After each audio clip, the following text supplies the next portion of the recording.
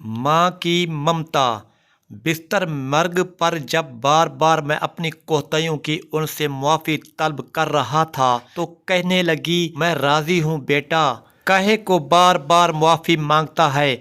Rice Khan हमें अम्मा जी उस वक्त जहर लगती जब वो सर्दियों में जबरदस्ती हमारा सर धोती। लक्स, कैपरी, रक्सोना किसने देखे थे। खजूर मार्का साबुन से कपड़े भी धुलते थे और सर भी आंखों में साबुन कांटे की तरह चुभता और कान अम्मा की डांट से लाल हो जाते। हमारी जरा सी शरारत पर अम्मा आग बगोला हो जाती और कपड़े धोने वाला डंडा उठा लेती जैसे हम डिमनी कहते थे, लेकिन मारा कभी नहीं।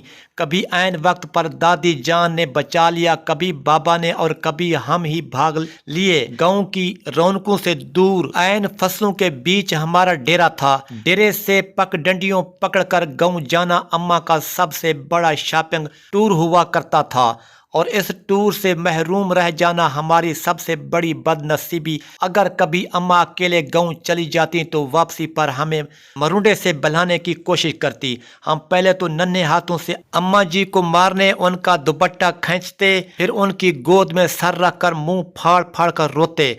कभी अम्मा गांव साथ ले जाती तो हम उछलते कूदते खुशी खुशी उनके पीछे पीछे भागते। शाम गए जब गांव से वापसी होती तो हम बहुत रोते। हमें गांव अच्छा लगता था। अम्मा हम गांव में कब रहेंगे। मेरे सवाल पर अम्मा वही घिस्सा पट्टा जवाब देती, जब तू बड़ा होगा तो नौकरी करेगा, बहुत से पैसे आएंगे, तेरी शादी होगी, वगैरह वगैरह।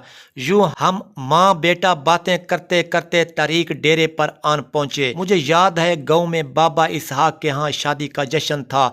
वहाँ जलने बुझने वाली बत्तियां भी लगी थीं और पटाखे भी फूट रहे थे।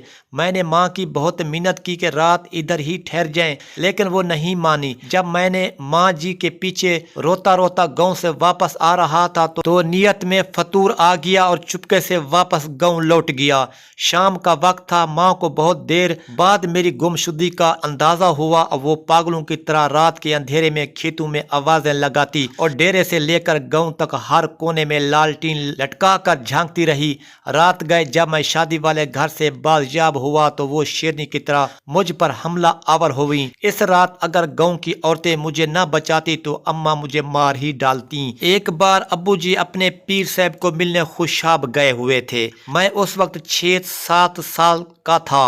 मुझे शायद बुखार हो गया। अम्मा जी ने मुझे गर्म चादर में लपेट कर कंधे पर उठाया और खेतों से गुजरती 3 किलोमीटर दूर गांव के अड्डे पर डॉक्टर को दिखाने ले गई। वापसी पर एक खाले को फैलांगते हुए वो खेत में गिर गई, लेकिन मुझे बचा लिया। उन्हीं शायद घुटने पर चोट आई। उनके मुंह से मेरे लिए हस्बी अल्लाह निकला। ये वाकया मेरी जिंदगी की सबसे पुरानी याददाश्तों में से एक है। यकीनन वो बड़ी हिम्मत वाली खातून थी और आखिरी सांस तक मेहनत मुशक्कत की चक्की पीसती रही। फिर जाने कब मैं बड़ा हो गया और अम्मा से बहुत दूर चला गया। साल भर बाद जब घर आता तो माँ गले लगाकर खूब रोती, लेकिन मैं सबके सामने हंसता रहता। फिर रात को जब सब सो जाते तो चुपके से माँ के साथ जाकर लेट जाता और उसकी चादर में मुंह छुपाकर खूब रोता। माँ खेत में चारा काटती और बहुत भारी पांड सर पर उठाकर टोके के सामने आन फेंकती।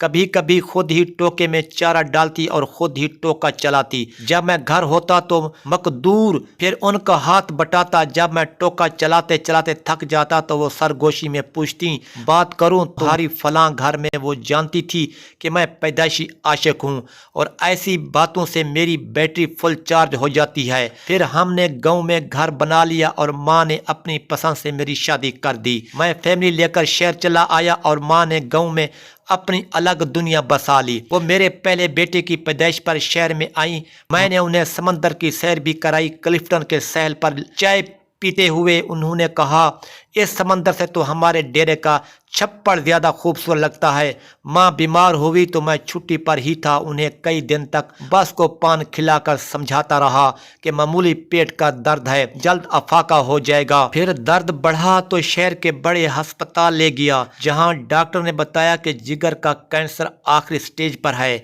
खून की फौरी ज़रूरत महसूस हुई तो मैं खुद ब्लड बैंक बेड पर जा लेटा। माँ को पता चला तो उसने दुख से देखकर इतना कहा, क्यों दिया खून खरीद लाता कहीं से पागल कहीं का। मैं बामुश्किल इतना कह सका, अम्मा खून की चंद बूंदों से तो वो कर्ज भी अदा नहीं हो सकता जो आप मुझे उठाकर गांव डॉक्टर के पास लेकर गई थीं और वापसी पर खाला फलांगते हुए गिर गई थीं।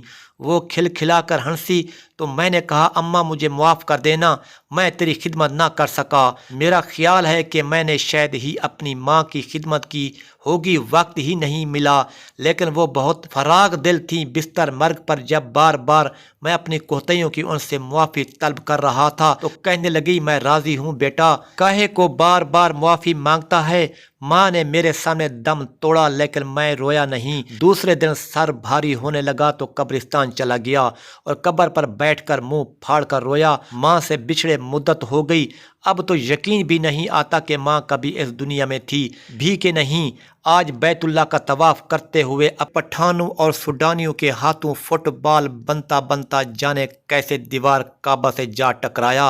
यूं लगा जैसे मुद्दतों बाद फिर एक बार माँ की गोद में पहुंच गया हूँ। वही सुकून जो माँ की गोद में आता था, वही अपनायत, वही मोहब्बत जिसमें खूब का अंसर भी शामिल था। इस बार मुंह फाड़ कर नहीं, धाड़े मार मार कर रोया। 70 माओं से ज्यादा पैदा करने वाला रब काबा और हम सदा के शरारती बच्चे। अभी तक आपने हमारे चैनल को सब्सक्राइब और लाइक नहीं किया, जल्दी से हमारे चैनल को सब्सक्राइब और लाइक कर दें ताकि हर नई आने वाली वीडियो आप दोस्तों तक बआसानी से पहुंच सके। शुक्रिया।